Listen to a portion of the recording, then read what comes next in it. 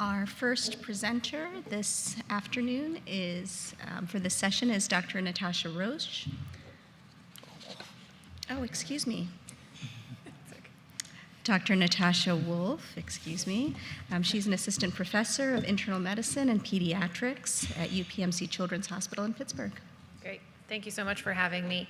So I'm just going to give a fairly quick patient case presentation to kind of set off the topic of conversation for this session. So this patient is a 43-year-old male with complex single ventricle anatomy who had a Fontan at age 10 with progressive activity and tolerance over 2 years and worsening hypoxemia to the 70s.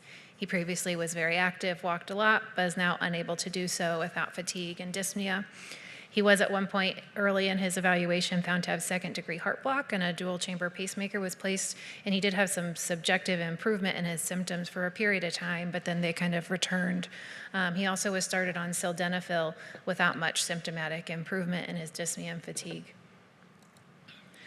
So diving more into his medical and surgical history, he's a double outlet right ventricle with mitral atresia and a hypoplastic left ventricle.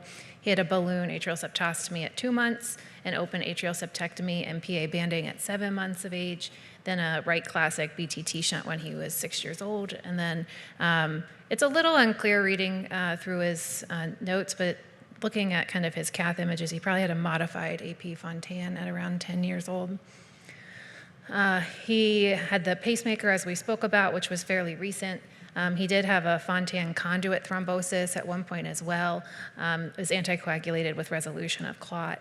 And then he has extensive VV collaterals, has had multiple coiling procedures. He also has Fontan-associated liver disease with known grade 1 varices and anemia and thrombocytopenia.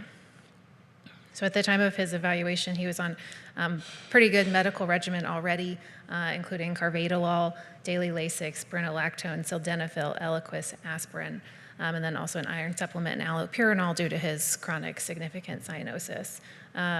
His social history was pretty unremarkable and very responsible patient overall.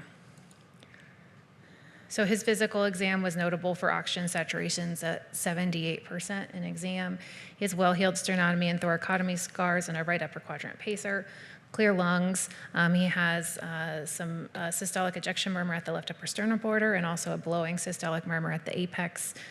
He does have a weak radial pulse consistent with his classic BTT shunt. Has some hepatomegaly and then positive clubbing and cyanosis and very prominent lower extremity varicose veins.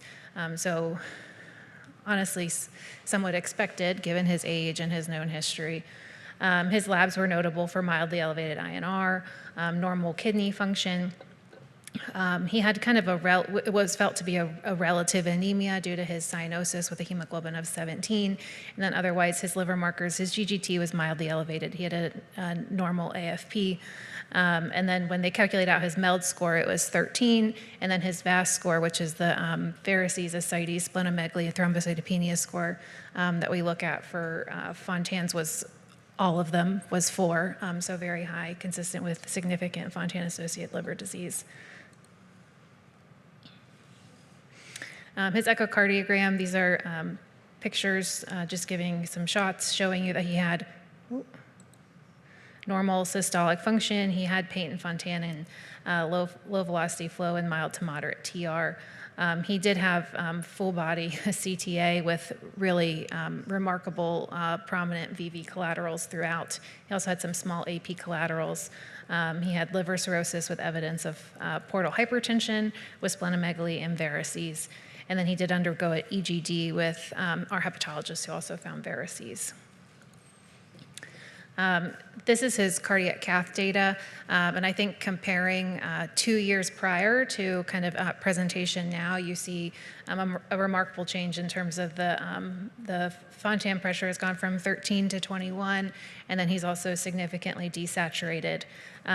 Remarkably, his cardiac output was not terribly depressed, but it was kind of just rising venous pressures and hypoxia due to the collaterals that was causing his limitations. So this patient ultimately, after extensive evaluation, was listed as a status 4 for combined heart liver.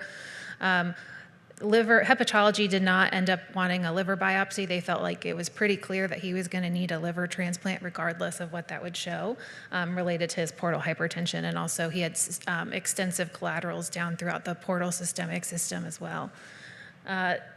On 6 months later, he did have kind of repeat imaging and a cath, and it demonstrated increased collateral burden as well as rising Fontan pressure. And so at this time, they chose to admit him and start on IV dopamine in order to kind of raise his transplant status. And so he was upgraded to a 2 exempt, and then ultimately received a heart liver transplant after waiting 2 months in the hospital. He actually did quite well post-operatively and was discharged home 2 weeks after transplant. That's it. Now we'll start the conversation. Okay.